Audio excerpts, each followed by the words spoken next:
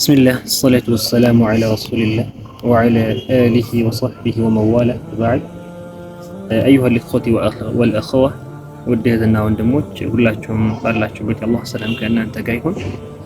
ኢንሻአላህ አጠር ባለ ቪዲዮ መጥቻለሁ ዛሬም ኢንሻአላህ እሱም ስለ ፈድሉል ዒልም ወይም የእውቀትን ደረጃ በሚል የምንመለከት ይሆናል ማለት ነው። አላህ መልእክተኛ ሰለላሁ ዐለይሂ ወሰለም እንዳሉ ما يريد الله به خيرا يفقهه في الدين الله بس ላይ መልካም ይሻለት ሰው መልካም የፈለገለት ሰው መልካም የወደደለት ሰው ሊያቀናው ሊመራው የፈለገን ሰው በዲኑ ላይ አዋቂ ያደርገዋል።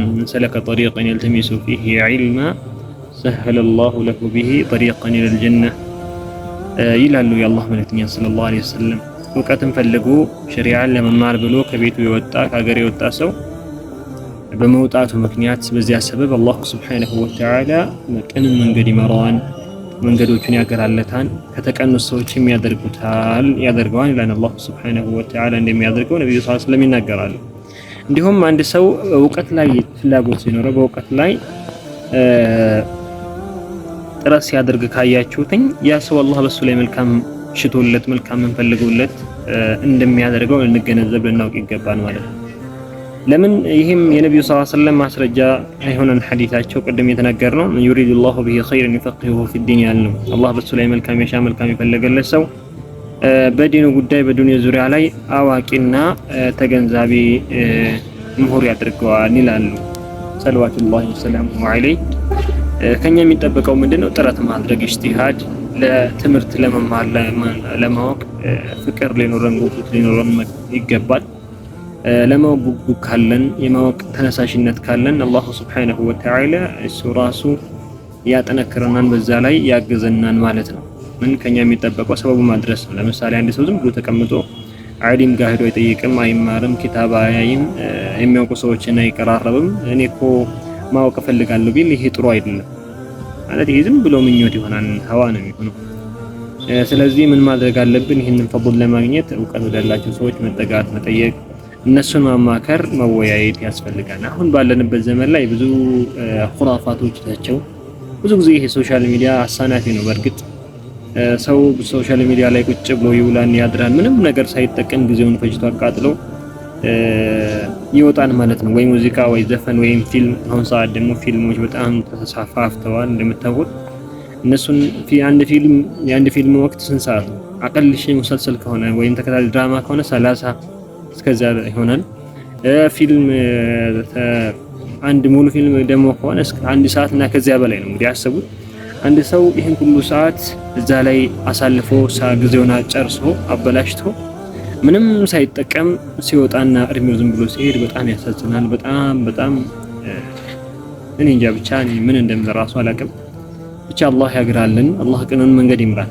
ግን አሁን ይሄን 1 ሰዓት ሙሉ ዝም ብለን ካባከነው ላይ ቢያንስ 10 ደቂቃ 15 ደቂቃ ለትምህርት ብናደርገው በቀን አንድ መስአላ 5 ጥያቄ 3 ጥያቄዎችን ከሸሪዓ ተምረን ብንውል 5 ጥያቄዎችን ብቻ እንደው ተምረን ብንውል በቀን ማለት ነው በየቀኑ ብንደጋግመው የት በደረስን ነበር።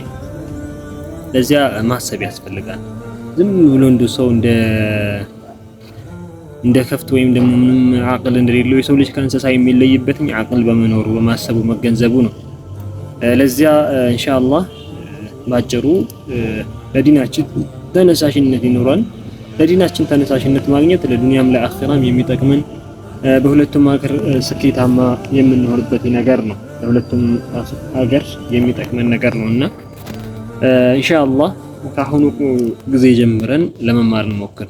ቁርአን ለመቅራት፣ ሐዲስ ለመማር፣ የነብዩን ሰለላሁ ዐለይሂ ወሰለም መልእክት ለማወቅ፣ ሲራቸውን፣ ታሪካቸውን ለማወቅ ጥረት እናድርግ። በእርግጥ መሽጉል የሚያደርጉን ነገሮች አሉ፣ ብዙ የሚያደርጉን ነገራቶች የተጋረዱብን ነገሮች አሉ። ግን እነዚያን ነገራቶች ለመክፈፍና ለማንሳት ጥረት እናድርግ። እኛ እንሞክር። ከሞከርን አላህ ያሳካልናል። ውስጣችን ብቻ በቆራጥነት አምነንበትኝና እርግጠኞች ሆነን መሞከር ነው ከኛ የሚጠበቀው። ከዚያ ተውፊቁ ከአላህ ሱብሓነሁ ወተዓላ ነው። አላህ ይወፍቀናል። ምንም አታስቡ፣ አትስጉ ማለት ነው። አላህ ይወፍቀናል።